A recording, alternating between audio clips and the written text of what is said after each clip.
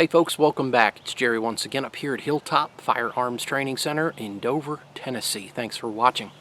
So, I want to get your opinion on something. Following the end of this video, please post your comments below. Let me know what you think. What are your thoughts on a backup gun? Carrying a primary and a backup, or a primary and a secondary gun. What are your thoughts? Is it over the top? Is it too much? Is it unrealistic?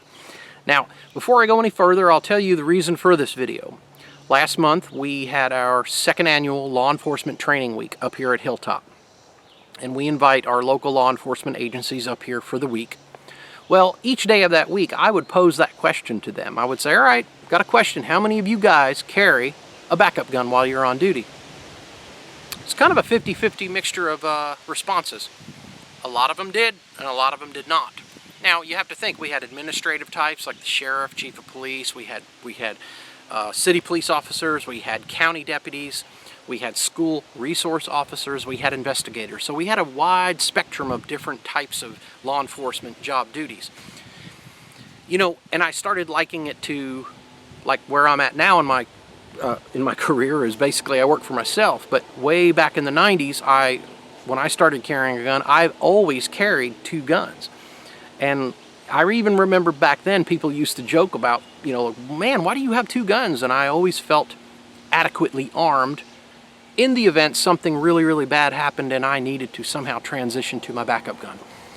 And I kind of posed the question to you, you know, if you're watching this video, more than likely you do carry a gun, or at least I would hope you do, on a daily basis. And I no longer carry a backup gun unless I'm going somewhere, because I work for myself. I'm on a shooting range and I work in a little gun shop where I do a lot of gun repairs. So I'm surrounded by firearms. Now, I always have my primary on me every day. It's either a Glock 26 or a Glock 19. I always have a spare magazine. It's no option for me. If you carry a firearm, you carry spare ammunition to replenish that gun. But you know, because my situation in my life has changed, I no longer feel like I need to strap two guns on and have them every day. The past 20-something years, I did. And I guess the question I pose to you is, if you do carry one, how do you carry it and what do you carry? And I'm going to tell you something. We are living in a time right now to where you may want to think about carrying a backup gun for many, many reasons. It could be something as simple as you need to arm somebody else. You're out and about, something horrible happens, a terrorist attack, whatever it could be, an active shooter, and you may have someone that you know, they're not necessarily a shooter like you, but they know how to operate a firearm. Give it to them. Now you have two guns in the fight. If your gun malfunctions so bad or just completely locks up because of some whatever, it's quicker to just go to your backup gun. Now it takes training, it takes commitment. Keep that in mind. And I will say this, and I can say this with some authority.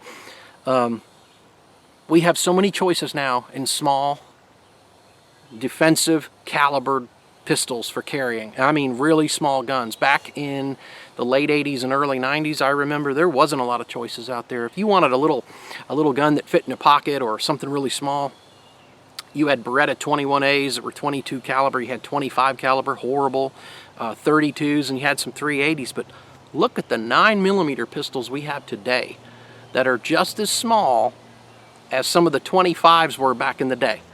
So give me your thoughts. A backup gun, is it a necessity? Is it realistic for you? If you do carry one, tell me how you carry it and what you carry. Guys, I thank you for watching. I'll see you soon on the range.